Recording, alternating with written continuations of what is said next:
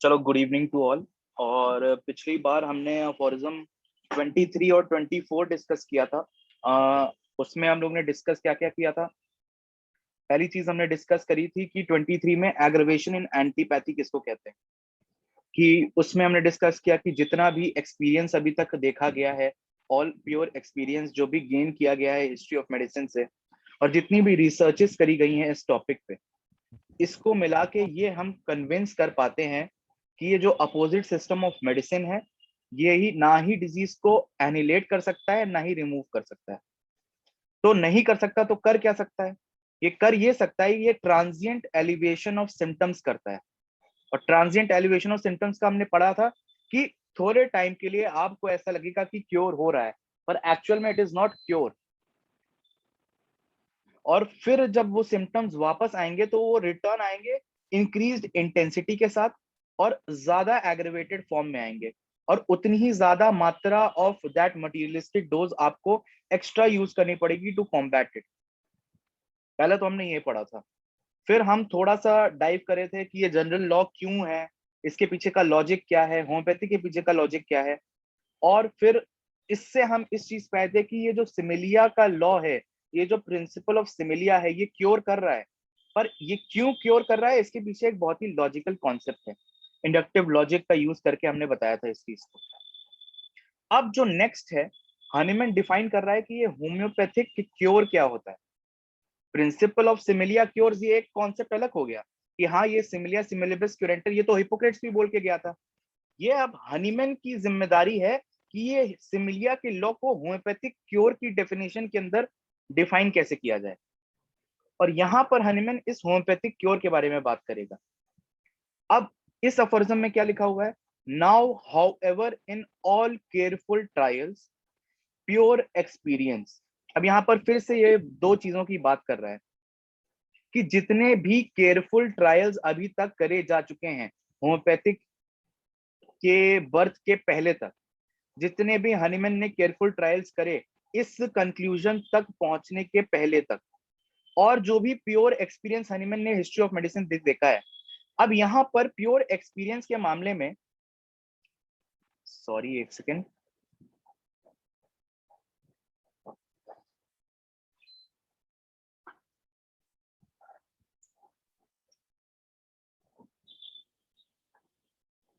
Sorry. तो यहां पर ये प्योर एक्सपीरियंस जहां पर बोल रहा है ना, तो वहां पर एक फुटनोट दिया हुआ है। अपनी अपनी टेक्स्ट बुक्स में एक बार वो फुटनोट खोलिएगा।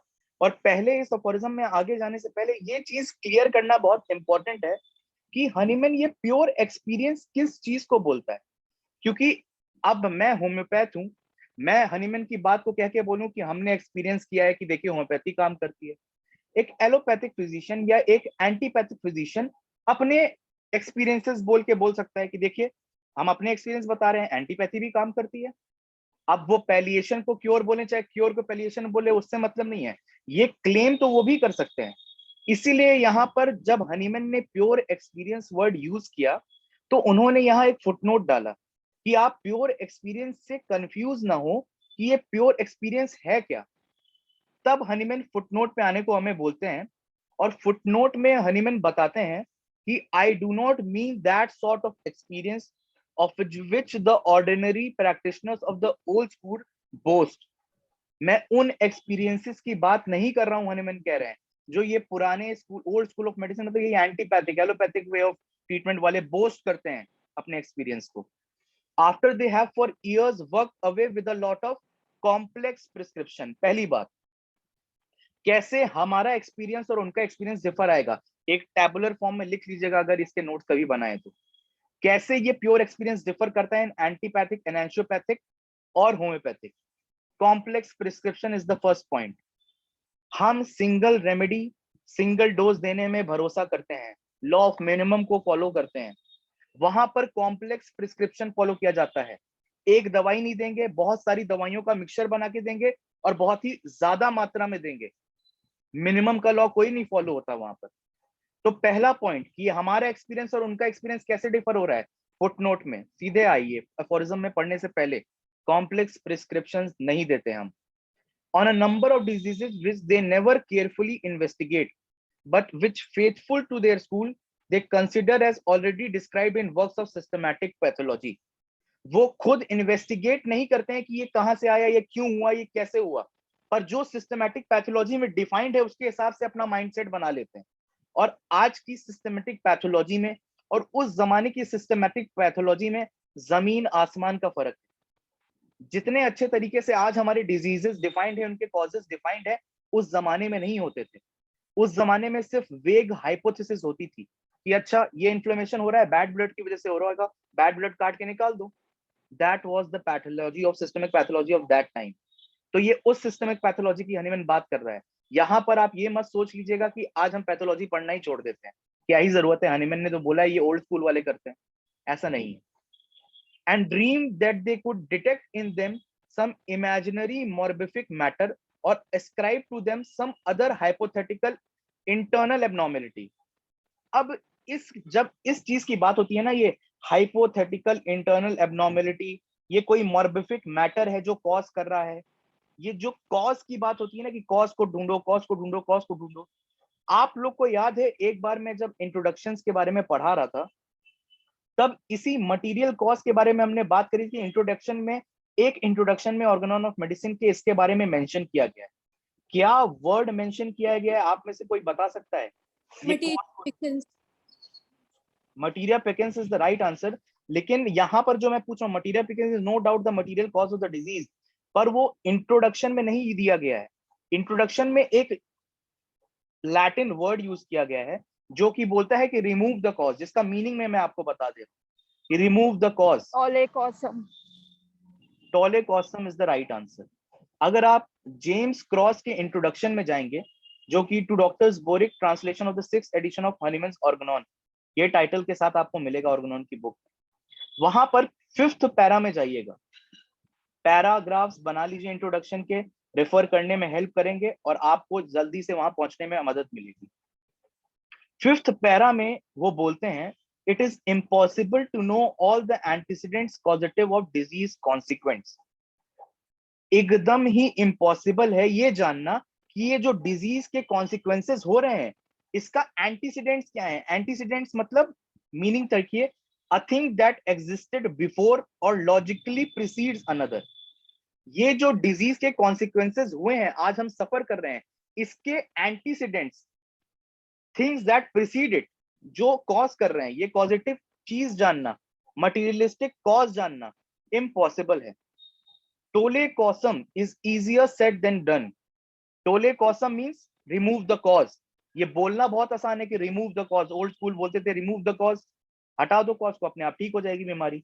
पर ये ढूंढना कि कॉज क्या है, आप हाइपोथाइज करते थे उस समय पे कि वही, जैसे एग्जांपल ले लीजिए कि अगर ये मेरे को बीमारी हुई है तो लीचेस लगा दो, वो सक कर लेंगी बैड ब्लड को, क्योंकि bad blood is the cause of that disease.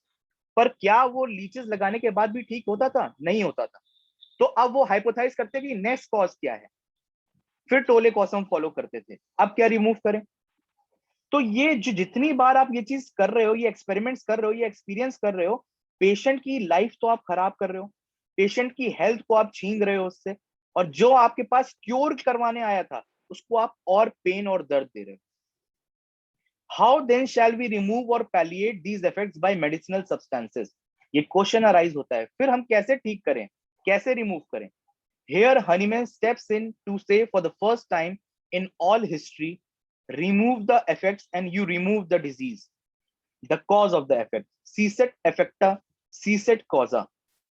Hahnemann यहाँ पर स्टेप इन करके बोलता है कि टोले कॉसम को फॉलो मत करिए, ये रिमूव द कॉज के पीछे मत करिए। क्यों? क्योंकि आप ये कॉज को, ये पॉजिटिव चीजों को जान नहीं सकते हैं, ये हमारे बस के बाहर की चीज है। हम हाइपोथाइज कर सकते हैं कि ये कॉज हो सकता है, वो हो सकता है, पर ये 100% जरूरी नहीं है। इस चीज से मुझे अभी एक रीसेंट इवेंट याद आता है। अगर आप लोग द हिंदू अखबार पढ़ते होंगे तो द हिंदू अखबार में एक वकील का केस आया था। एक आदमी ने क्लेम किया था कि लंग कैंसर था उसको, उसकी वाइफ ने कंपनसेशन के लिए इंश्योरेंस से क्लेम किया, तो इंश्योरेंस कंपनी में ने ये केस डाला कि ही वॉज अ स्मोकर, वो स्मोकर था, बहुत सारी सिगरेट पीता था, इस वजह से उसको कैंसर हो गया, तो हम इंश्योरेंस नहीं देंगे। ये केस सुप्रीम कोर्ट तक गया। सुप्रीम कोर्ट का जजमेंट ये आया कि बहुत सारे ऐसे लोग हैं जो स्मोकिंग नहीं करते हैं, और उनको भी लंग कैंसर हो जाता है। तो आप ये नहीं बोल सकते कि smoking is the cause of cancer और फिर उसको पूरी कंपनसेशन देने को बोला गया। ये करंट अफेयर है, 2 दिन पहले की बात बता रहा हूं आपको मैं, जाके हिंदू अखबार में पढ़िएगा आप लोग। तो आज के जमाने में भी स्मोकिंग को डायरेक्ट कोरिलेट नहीं कर सकते। It can be one of the causes but it can not be surely said. तो इसी तरीके से ये टोले caution is easier said than done, ये जो तब बोला गया है ना, ये आज भी अप्लाई होता है। सीसेट इफेक्टा सीसेट कॉजा, ये हनीमैन का प्रिंसिपल था। हनीमैन कहता है जो डिजीज है अंदर की वो बाहर मैनिफेस्ट करेगी ही करेगी, और करेगी तो कैसे करेगी? साइन एंड सिम्टम से करेगी, अपनी टोटलिटी से करेगी।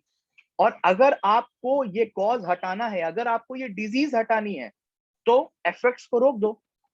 ये जो इफेक्ट्स क्या है डिजीज के? साइन एंड सिम्टम्स, ये टोटलिटी। Remove the totality and the effects, the cause will automatically remove, the disease will automatically annihilate, because यही साइन एंड सिम्टम्स हैं जो डिजीज को पोर्ट्रे करते हैं और कुछ नहीं करता, अकॉर्डिंग टू हनीमैन।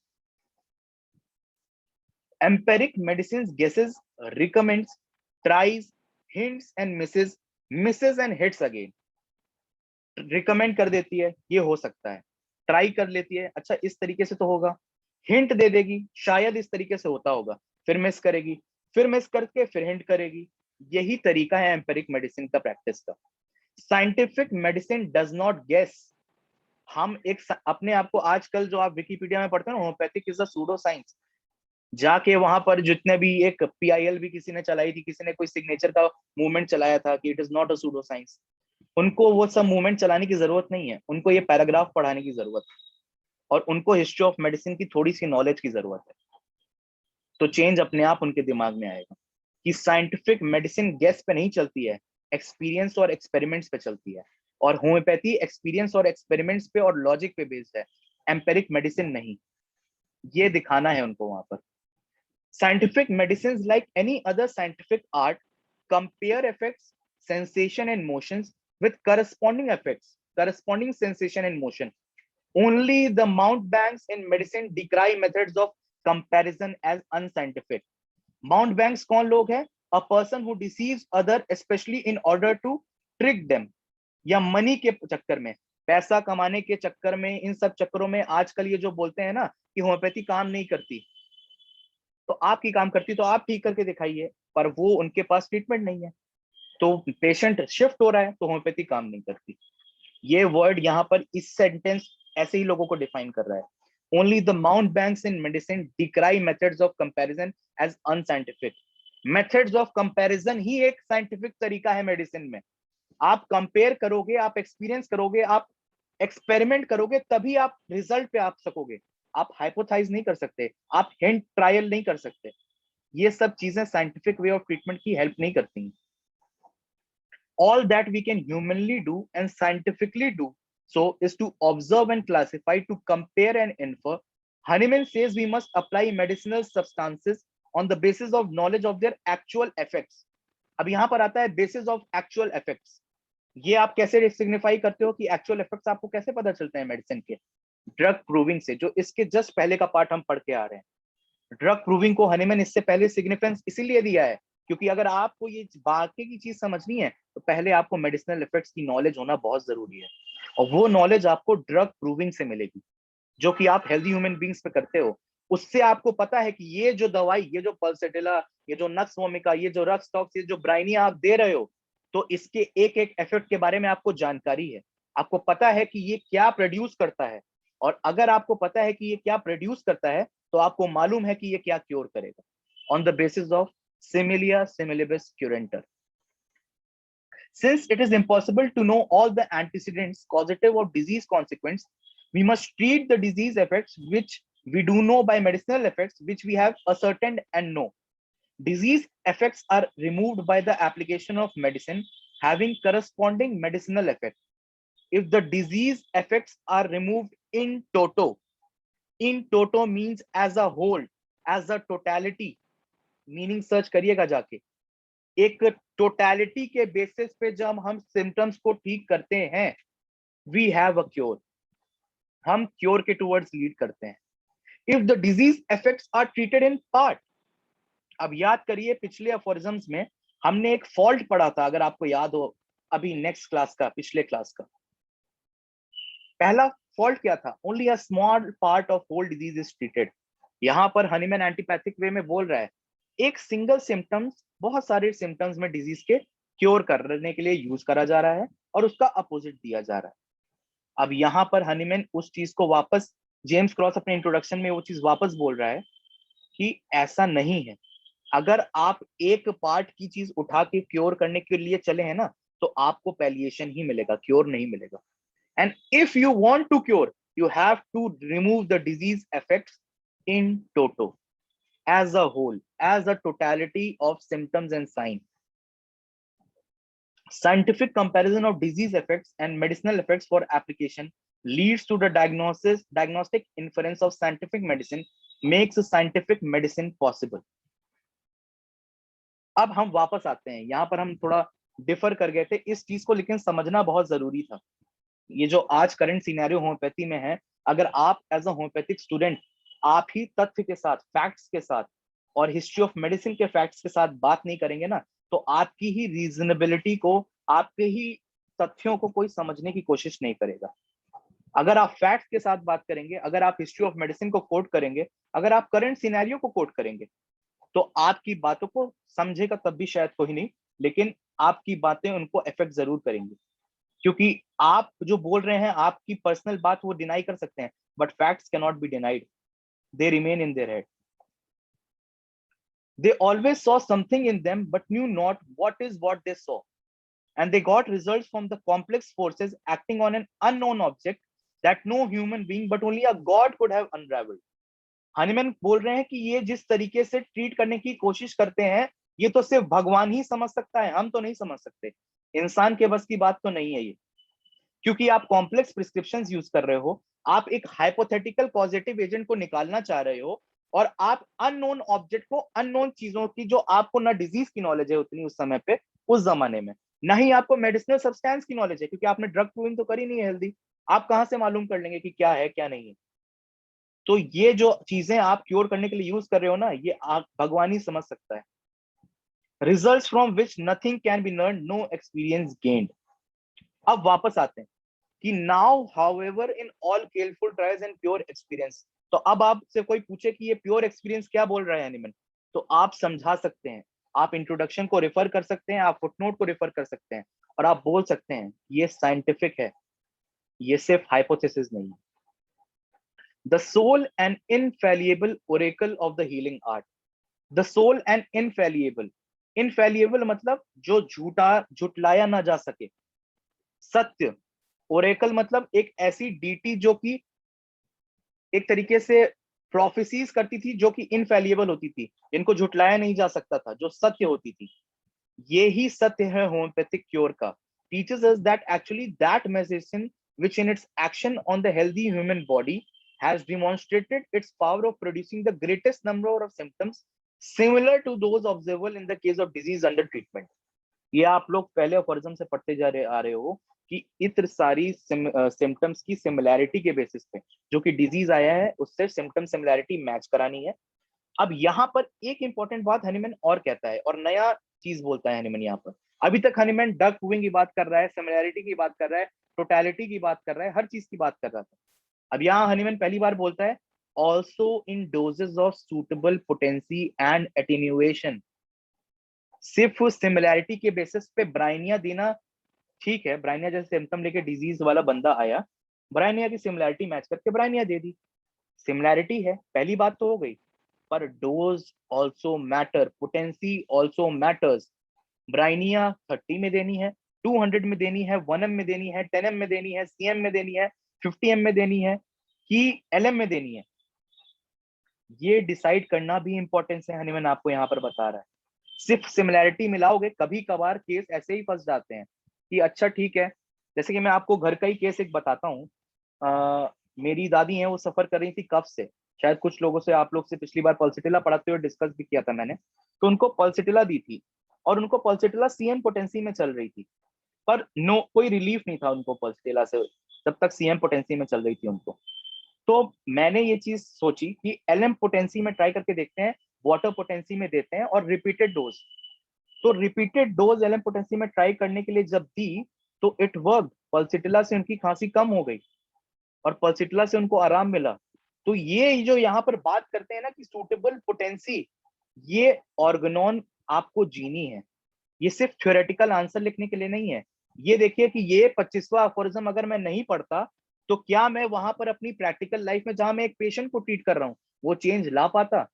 मेरे दिमाग में ही नहीं आता। अब ये सोचिए जो ऑर्गेनॉन नहीं पढ़ते हैं कि उनके दिमाग में ये चीज आती होगी अगर कहीं फंसते हैं तो आप पूछते हैं ना कि ऑर्गेनॉन थ्योरेटिकल, इसका इंपॉर्टेंस क्या है? This is the importance of Organon in practice. अगर आपने पता है करा है कि सुटेबल पोटेंसी की भी बात हनीमैन करता है तो आपके दिमाग में आएगा कि दवाई तो यार सिमिलर है, सिम्टम्स भी सेम मैच कर रहे हैं, पोटेंसी चेंज करके देखते हैं, शायद पोटेंसी वो नहीं। और पोटेंसी जज करने के बहुत मल्टी फैक्टोरियल चीजें होती हैं, वो डिस्कस करने जाएंगे तो बहुत अलग चला जाएगा टॉपिक। अगर पोटेंसी और एटेन्यूएशन सही से सेलेक्ट किया और सिमिलैरिटी के बेसिस पे सेलेक्ट किया है तो disease will rapidly, radically and permanently get annihilated. सारे totality of symptoms morbid state को रिमूव कर दिया जाएगा, that is to say the whole disease present and changes it into health. And then that all medicines cure without exception those disease whose symptoms most nearly resemble their own and leave none of them uncured. अब यहाँ पर जब most nearly की बात आती है ना तो यहाँ पर मोस्ट नियरली मैंने इसलिए मार्क किया है क्योंकि सिमिलिया के फॉलो करते करते कभी कभार हम बहुत मिसगाइड हो जाते हैं, और वो मिसगाइड मैं भी हुआ हूँ अपनी लाइफ में। वो ऐसे होते हैं, एक बार मैंने फेसबुक पोस्ट पे शायद आप लोग यशस्वी को जानते होंगे, डॉक्टर यशस्वी से मेरी बात हो रही थी, तो उसने मेरे को एक बहुत इंपॉर्टेंट कोटेशन बताया डॉक्टर विथोल्कस का। उन्होंने बताया कि डॉक्टर विथोल्कस कहते हैं कि the major problem with the early students or early practitioners of homeopathy is that on the quest of looking for similia they are searching for equilibria। इसका मतलब है कि सिमिलिया की सर्च करने हम निकलते हैं पर हम इक्विलिब्रिया के पीछे भागने लगते हैं, एक एक सिम्टम मैच करना चाहिए, एक एक चीज मैच करनी चाहिए तभी देंगे। ऐसा नहीं होता है। Similar is not equal, equal and similar are two different things and equal and similar are two different principles altogether। इसीलिए यहां पर हनीमैन कहता है कि most nearly resemble their own, totally resemble नहीं कर रहा है, मोस्ट नियरली रिजेंबल कर रहा है। और जॉर्ज विथोल्कस भी शायद इसी चीज को सिग्निफाई करना चाह रहे थे वहां पर कि मोस्ट नियरली रिजेंबल कराइए, एकदम इक्विलिब्रिया के चक्कर में मत भागिए। और जो एंड का फुटनोट का यहाँ पर लाइन बोलता है कि 50 years experience of this sort, ये जो experience old school of medicine वाले लोग कर रहे हैं, is like 50 years of looking in a kaleidoscope filled with unknown colored objects and perpetually turning round thousands of ever changing figures and no accounting for them। अगर आप लोग को kaleidoscope याद नहीं आ रहा है, शायद मैंने तो अपने स्कूल टाइम पे बनाया भी था ये, तो आप लोग इस फिगर को देख सकते हैं। ये जैसे चेंज होता जा रहा है ना, उनकी थ्योरीज, उनके फैक्ट्स, उनके तथ्य भी ऐसे ही चेंज होते रहते हैं। और जिस साइंटिफिक वर्ल्ड में हम जी रहे हैं, ट्रीट करने के लिए हम मेडिसिन यूज कर रहे हैं, एवर चेंजिंग अगर ऐसे ही होता रहेगा ना तो दवाइयां सेलेक्ट करना बहुत ही मुश्किल हो जाएगा। तो ये जो 50 साल का उनका एक्सपीरियंस है ना, तो ये ऐसा एक्सपीरियंस है जो एवर चेंजिंग रहा है। आज वो जो चीज देते हैं वो कल डिनाई कर देते हैं और परसों फिर वही चीज शायद दे देंगे। अब इस अफोरिज्म का जिस्ट क्या है कि all careful trials, pure experiences and sole and infallible oracle of healing art क्या टीच करते हैं हमको? पहली बात कि अ मेडिसिन एक सूटेबल पोटेंसी में और एटेन्यूएशन में रिमूव करती है टोटलिटी ऑफ सिम्टम को एक डिजीज इंडिविजुअल में रेडिकली, रैपिडली और परमानेंटली। और ये क्यों रिमूव करती है? पोटेंसी तो दे दी, एटेन्यूएशन भी दे दिया, because all medicine cure without exception those disease whose symptom most nearly resemble their own, that is on the basis of similarity of symptoms। इसको आप लिख सकते हैं, इसको आप फोटो ले सकते हैं, या आपके काम आएगा। ये ब्रेकअप फाइल भी आपको बनानी होती है, उसमें भी ये काम आएगा ब्रेकअप के लिए।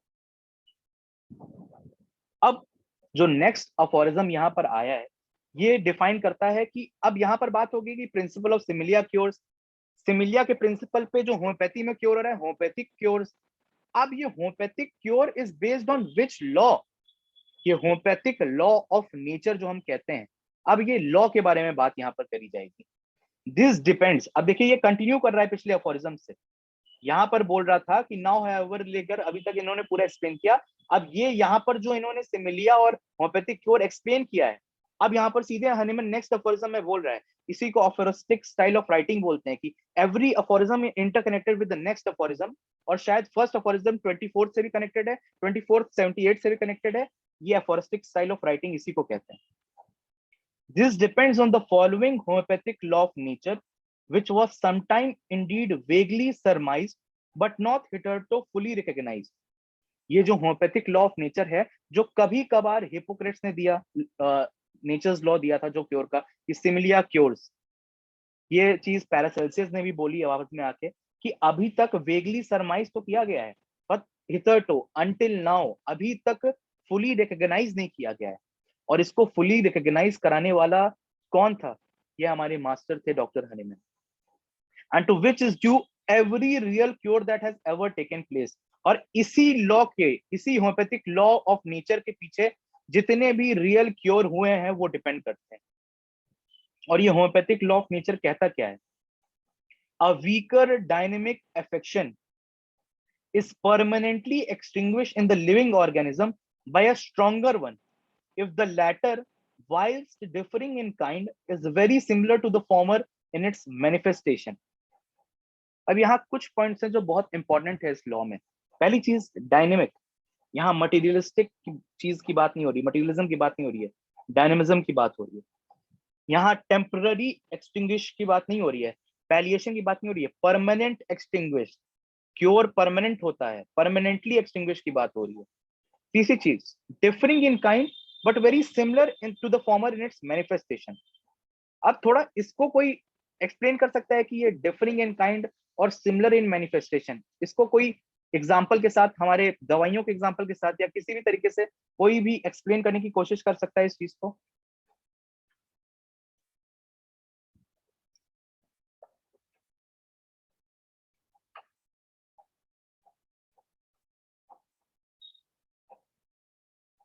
आई थिंक आपने होम्योपैथिक लॉ ऑफ नेचर तो पहले पढ़ा ही होगा।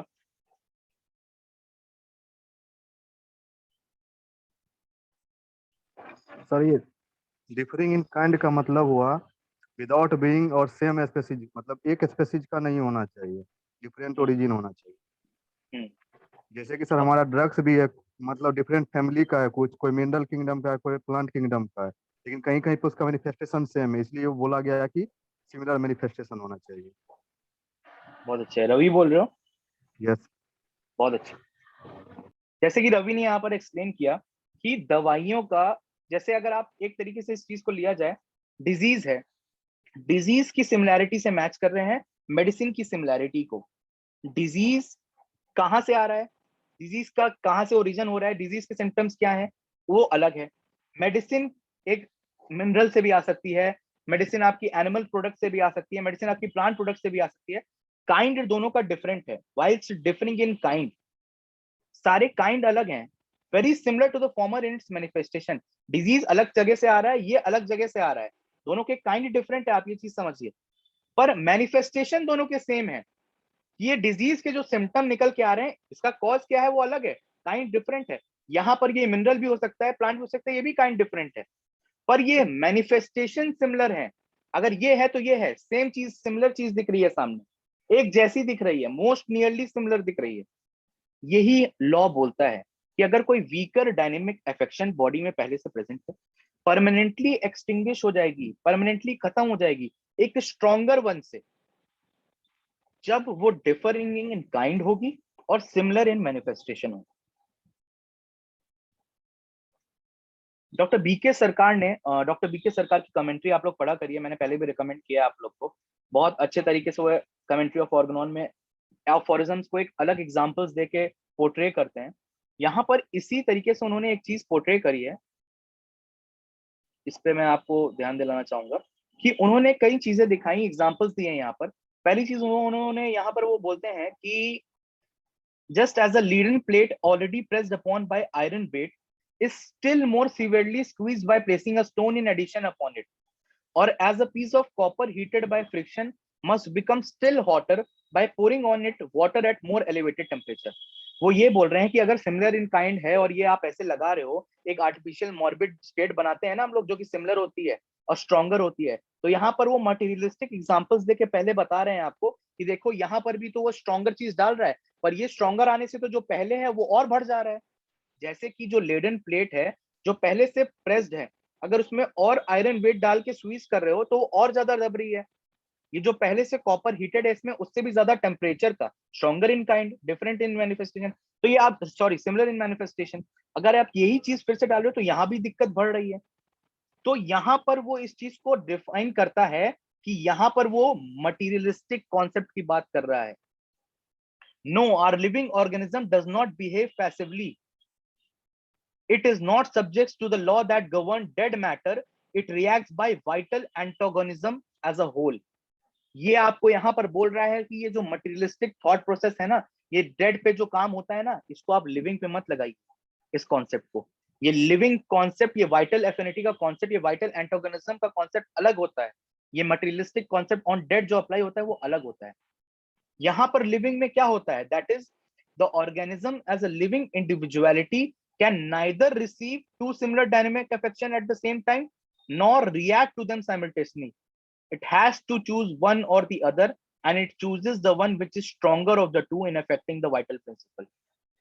एक लिविंग ऑर्गेनिज्म में जब दो डायनेमिक अफेक्शन आते हैं तो वो जो ताकतवर होता है वो दूसरे को निकालता ही निकालता है। यही लॉ है, यही होम्योपैथिक लॉ ऑफ नेचर कहता है, और इसी चीज को आपको समझना है। It is evident that in case of a cure, a stronger dynamic force but similar to the exciting dynamic force, एक स्ट्रॉन्गर डायनेमिक फोर्स है, जैसे कि ये आपका डिजीज अगर पहले से बना हुआ है तो इससे थोड़ा सा स्ट्रॉन्गर डायनेमिक फोर्स है, ठीक है ना, but similar to the exciting, similar in manifestation while differing in kind and stronger. ये तीन एस्पेक्ट बहुत इंपॉर्टेंट है होम्योपैथिक क्योर के लिए। अब the existing dynamic force, the existing disease force is to be discovered and administered to the sick individual। Where is such a force to be found? अब ये चीज, ये जो सिमिलर फोर्स की बात कर रहे हैं, जो आर्टिफिशियल मॉर्बिड स्टेट हम बनाने की बात कर रहे हैं, ये कहां से आप लाओगे?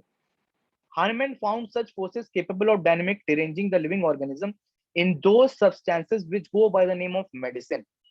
They produce artificial disease, each peculiar to a specific remedy, and it seems to be a wonderful provision of nature that the picture of natural disease find their analogues in the artificial disease powdered by drugs।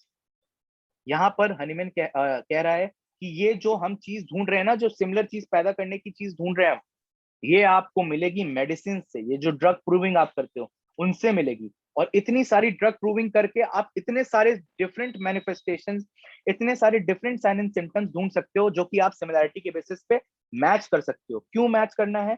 क्योंकि आपको cure करने के लिए stronger, similar और differing in kind, ये तीन चीजें important है। अब कुछ हनीमैन ने डेली लाइफ के एग्जांपल दिए हैं इसी सिमिलिया के, इसी आपके होम्योपैथिक लॉ ऑफ नेचर को एक्सप्लेन करने के लिए। एक एग्जांपल दिया है कि Jupiter vanishes from the gaze of the beholder by a stronger very similar power acting on his optic nerve the brightness of approaching day. रात को आप जुपिटर को देख सकते हैं, पर जैसे जैसे दिन आता रहता है आपकी जुपिटर को देखना आप धीमे धीमे बंद कर देते हैं। रीजन बीइंग, एक सिमिलर लाइट की फोर्स जो कि डे से आ रही, जो कि सूरज से आ रही है, वो आपकी ऑप्टिक नर्व पे ओवर पावर करती है, और वो ओवर पावर करके जो लेसर है उसको हटा देती है, तो आपको स्ट्रॉन्गर की चीज दिखती है। ये ऐसे ही बोल रहा है कि will snuff that affect the sense of smell in a similar but stronger manner, कि अगर आपको कोई बदबू आती है, आप करते हो ना परफ्यूम लेके रुमाल में लगा के कि वो महक चली जाए, और वो महक चली जाती है। वो ऐसा क्यों होता है?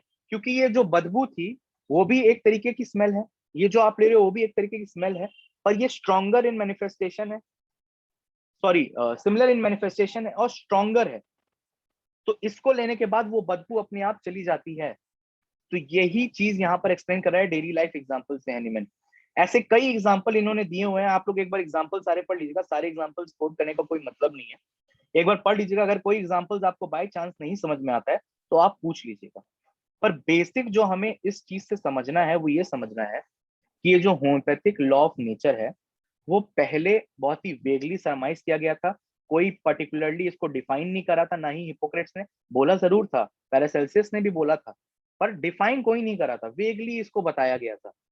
अभी तक until now it is not fully recognised also. कब तक? तब तक हनीमैन नहीं आए थे। हनीमैन के आने के बाद उन्होंने इसको डिफाइन किया, और उसके बाद every real cure ever taken place is due to this.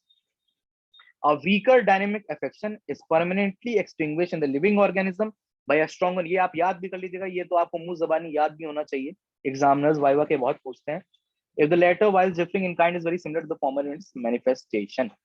अब 3 पॉइंट कौन से नेसेसरी है जो ये इस अफोरिज्म का, जिसमें हमको ये चीज जरूर याद रखनी, similar in manifestation, different in kind and stronger in power. ये 3 points are necessary for cure. आज की क्लास में इतना ही रहेगा। अगर आज की क्लास में किसी को कुछ भी डाउट हो तो वो पूछ लीजिए आप।